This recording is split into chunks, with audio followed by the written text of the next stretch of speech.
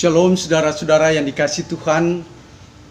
Pagi ini kembali kita akan merenungkan satu bagian firman Tuhan yang diambil dari Markus pasal yang ke-12 ayat yang ke-38 hingga ayat yang ke-40. Saya akan membaca bagi kita semua. Dalam pengajarannya Yesus berkata, "Hati-hatilah terhadap ahli-ahli Taurat yang suka berjalan memakai jubah panjang dan suka menerima penghormatan di pasar, yang suka duduk di tempat terdepan di rumah ibadat dan di tempat terhormat dalam perjamuan, yang menelan rumah janda-janda, sedang mereka mengelabui mata orang dengan doa yang panjang-panjang. Mereka ini pasti akan menerima hukuman yang lebih berat." Saudara yang dikasihi Tuhan, tema kita hari ini yaitu integritas orang percaya. Definisi sederhana dari integritas adalah bertindak secara konsisten antara apa yang dikatakan dengan tingkah lakunya berdasarkan nilai-nilai yang dianut. Tuhan Yesus menegur dan mengecam ahli-ahli Taurat dan orang Farisi karena mereka adalah orang-orang yang tidak berintegritas. Mereka mengajarkan Taurat dengan berbagai aturan kepada pengikutnya, tetapi mereka tidak melakukan Taurat. Mereka menuntut orang lain hidup menurut Taurat Musa, tetapi mereka tidak memberi contoh yang baik dalam mempraktekkan hukum Taurat dalam kehidupan sehari-hari. Istilah hari ini adalah mereka hanya ngomong doang atau besar omong atau pintar ngomong saja.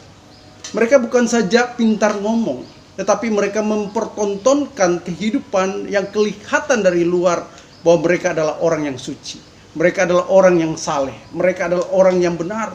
Tetapi sebenarnya antara apa yang diperlihatkan di luar dengan realita hidup mereka seperti jauh panggang dari api. Karena itu Tuhan Yesus begitu marah kepada mereka. Dalam Injil Matius 23 ayat 25-26, Tuhan Yesus mengatakan, "Celakalah kamu, hai ahli-ahli Taurat dan orang Farisi, hai kamu orang-orang munafik. Sebab cawan dan pinggan kamu bersihkan sebelah luarnya, tapi sebelah dalamnya penuh rampasan dan kerakusan. Hai orang-orang Farisi yang buta, bersihkan dahulu sebelah dalam cawan itu, maka sebelah luarnya juga akan bersih." Nah, dalam ayat 38-39 Tuhan Yesus juga menegur mereka karena mereka memakai jubah-jubah putih yang menunjukkan simbol kekudusan dan kesalehan. Tetapi dalam praktek hidup mereka tidak menunjukkan teladan sebagai pemuka agama yang saleh dan kudus. Mereka suka mendapat penghormatan dan duduk di tempat terdepan dalam rumah ibadat dan perjamuan.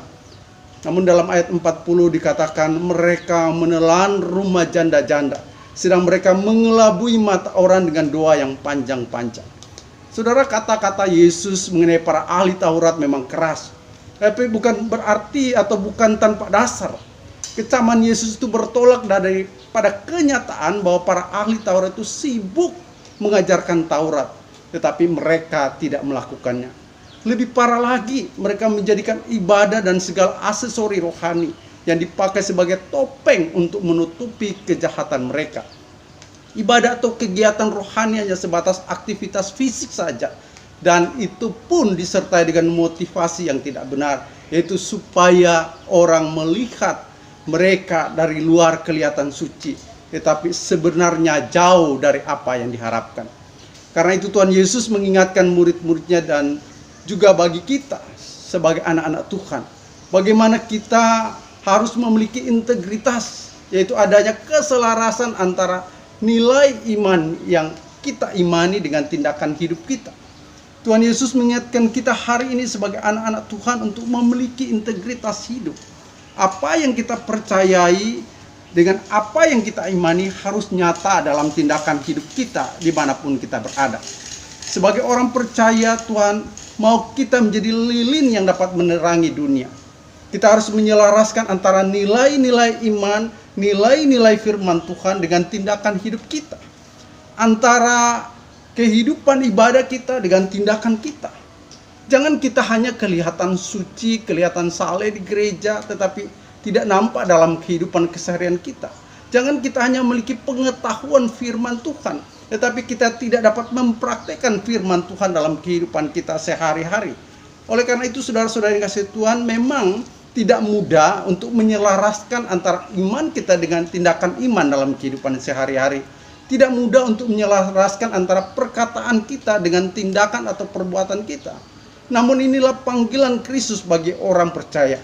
Oleh karena itu, marilah kita menghidupi iman kita, menghidupi firman yang kita miliki, dan kita ajarkan dengan tindakan iman yang nyata dalam kehidupan kita, dimanapun kita berada. Kiranya Tuhan Yesus memberkati kita semua. Amin. Akan berlalu, berkala firman